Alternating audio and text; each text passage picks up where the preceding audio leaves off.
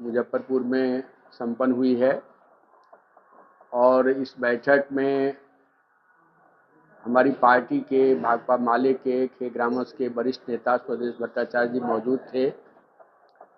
खेग्रामस के राष्ट्रीय अध्यक्ष सतदेव राम जी, राज्य के सम्मानित अध्यक्ष वीरेंद्र गुप्ता जी, राज्य के सचिव सतवंत सहनी जी, राज्य के अध्यक्ष मनोज मंजिल जी, जीवज पासवान जी सहित पूरे राज्य भर के 30 जिलों के खेग्रामस के नेतागण मौजूद थे।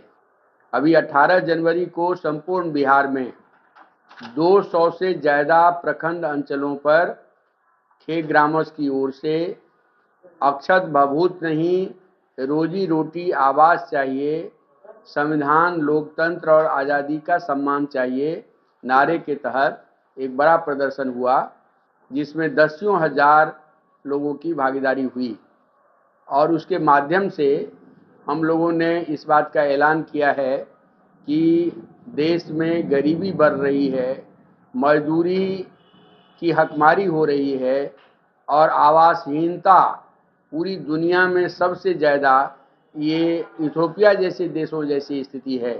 हंगर इंडेक्स में भारत 111वें स्थान पर चला गया है, लेकिन हमारे देश के प्रधानमंत्री को इस बात की कोई चिंता नहीं है और वे पूरे देश को कहीं न कहीं अक्षत भभूत में उलझाने में लगे हुए हैं।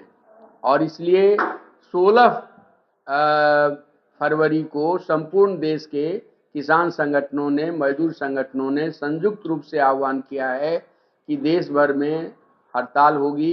16 फरवरी को अखिल भारतीय हड़ताल होगी और ग्रामीण भारत बंद होगा।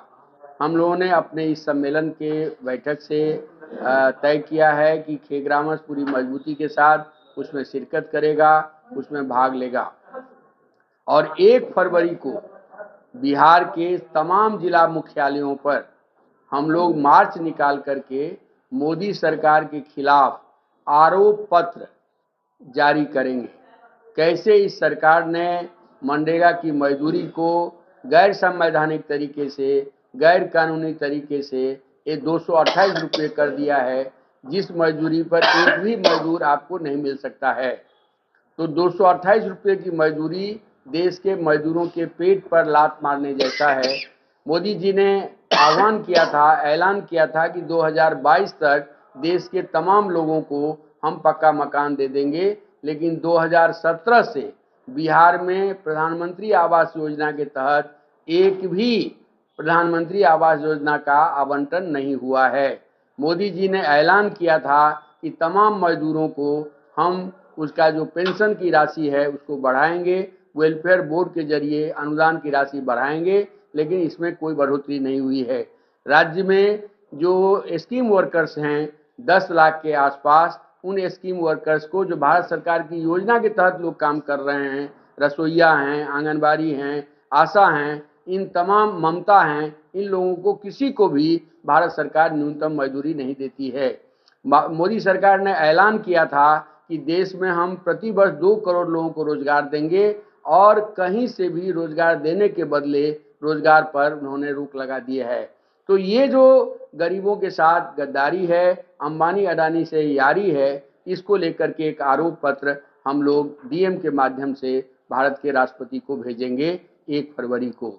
और इसके साथ साथ 16 से 25 फरवरी तक पूरे बिहार में 1000 से ज़्यादा पंचायतों में हम लोग जन सम्मेलन करने के जरिए सरकार को पूरी तरह से घेरने का काम करेंगे और दिल्ली सरकार के खिलाफ, मोदी सरकार के खिलाफ, दलित गरीब विरोधी सरकार के खिलाफ हम लोग एक मुकम्मल मुहिम की शुरुआत गांव तक करेंगे और इस के जरिए हम इस सरकार को 2024 में देश की सत्ता से बाहर करने का जो अभियान चल रहा है उसका एक अनिवार्य हिस्सा बनेंगे।